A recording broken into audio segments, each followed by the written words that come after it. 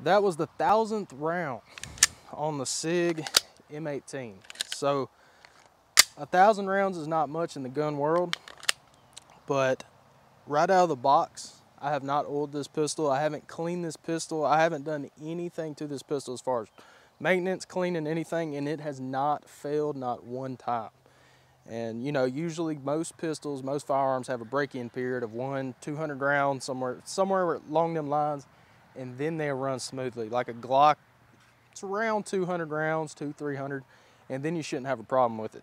But this pistol hasn't jammed, malfunction, failure to extract, failure to feed, nothing.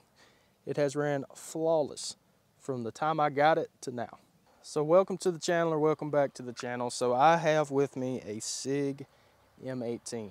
So this is really just a P320, but the M18 is the military's adoption or adaptation of the P320. It's just got a few things that are different from the regular P320. So this pistol has a 3.9-inch barrel. It's a 9mm. It has a ambidextrous thumb safety along with ambidextrous slide release, slide stop, whatever you want to call it. It also has a chamber indicator on the top, and also right here, when a round is in it, you can actually see the round. So also, to take this pistol apart, you don't have to pull the trigger. So like a Glock and some other models, you have to pull the trigger to be able to take it apart. But the military emphasizes on safety, as counterintuitive as that sounds. To take this pistol apart, first, make sure it's unloaded, which it is. You want to lock the slide back, and then this takedown lever right here, you just want to rotate it forward like that, and then let the slide go forward, and there it is. That's how you take it apart. Put it back together, put the slide back on, rotate the takedown lever back, send it home.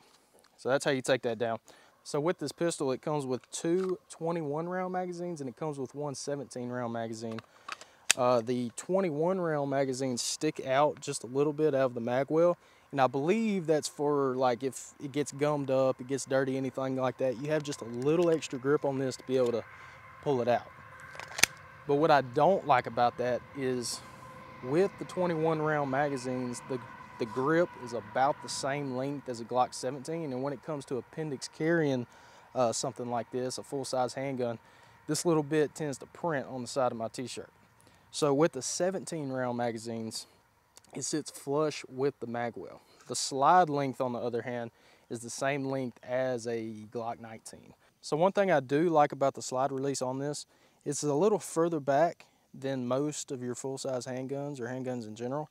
And what I like about that is that whenever your slide locks back and you have more of a modern thumbs forward grip, your thumb is already right there in place to hit that slide release. So it makes reloads a lot faster and easier.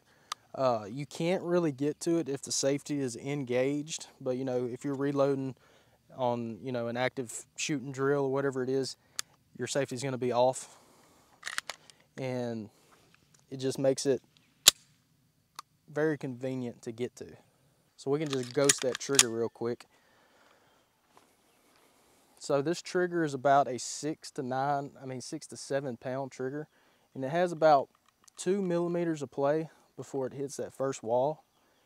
And like I said, it's about, well, take the safety off, it's about 6 to 7 pounds. And then that reset, you got about that reset. You got a little bit of play before the trigger resets. It's not the greatest reset, but overall, it's not the worst trigger out there. So some of the requirements that the military had for any pistol that they're looking at contracting out is it must have manual ambidextrous safeties and tritium iron sights. That comes standard on all of these M18s and M17s. And the rear iron sight is very wide. But the reason it's wide is because the screws that actually secure this rear sight come from under the slide. Anyway, the reason the rear sight is so wide is because the screws that secure this down actually come from up underneath it. They could have done something different with that, but that's how it is. I'm a little iffy on that. But Now, SIG has been under fire for drop safeties of the SIG P320, but the only way that those pistols were to fire if they were dropped is if they hit the ground at this specific angle. If the back of the slide and the beaver tail of the frame hit the ground at the exact same time, like it has to be at this specific angle for it to go off. That was the only way that it drop fired, or whatever you want to call it. They have fixed that since then. Not only that, but the SIG M18 has not even been part of any of that case. None of those cases have involved this pistol or the M17. And I think that has everything to do with this manual safety.